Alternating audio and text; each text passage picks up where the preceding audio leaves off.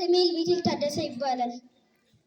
የአምስተኛ ክፍል ተማሪዎች ነን። አሁን የምናቀርብላችሁ አካል ሳይንስ አስረድቶ መጠየቅ ነው።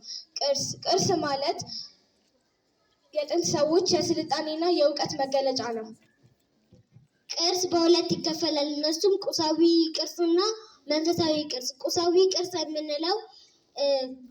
ቅርስ የምንለው ልናየውና ልንዳስሰው የምንችለው ሲሆን ለምሳሌ ሐውልቶች፣ ጥንታዊ ሳንቲሞች፣ ዋሻዎች እና የመሳሰሉት ይጠቀሳሉ።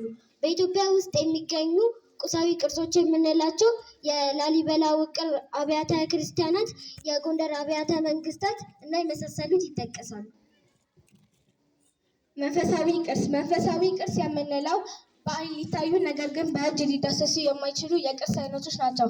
ለምሳሌ በዓላት ሊጠቀሱ ይችላሉ። ከነዛ ውስጥም የጥምቀት በዓል፣ የመስቀል በዓል የመሳሰሉት ይጠቀሳሉ። በዓለም ቅርስነት የተመዘገቡ 11 የኢትዮጵያ ቁሳዊ ቅርሶች አሉ።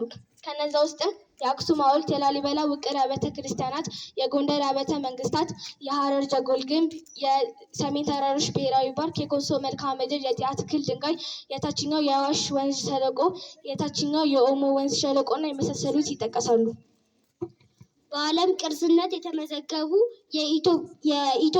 የኢትዮጵያ መንፈሳዊ ቅርሶች የምንላቸው የመስቀል በዓል፣ የጥምቀት በዓል፣ የፍቼ ጨንበላላ፣ የገዳ ስርዓት እና የመሳሰሉት ይጠቀሳሉ።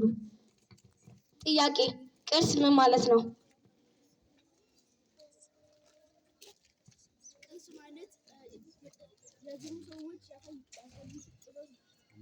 በትክክል ተመልሷል። ስላዳመጣችሁ እናመሰግናለን።